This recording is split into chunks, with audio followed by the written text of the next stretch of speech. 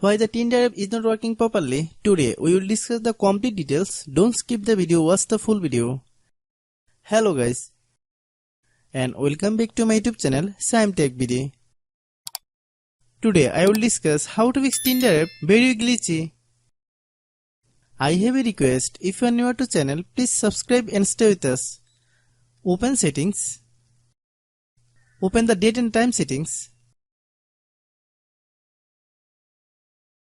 Tap set time automatically to reset time to whatever location you are currently at. Click back. Click about device. Click storage. Then click clean up. Click clean. Click back. Click apps. Click app management. Find Tinder app. Click Tinder app. Click storage use. Click clear cache. Then click clear data. If you clear data, you will need to relog on to your account. Then click delete.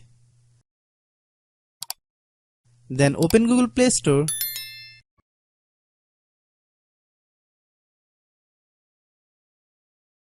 Then search Tinder app. Click Tinder app. If you get any update, please update. Hope your issue is resolved. If anyone still has problem, it might be a server problem. Please try again after a while. Hope you understand. I have a request, if you are new to channel, please subscribe and stay with us.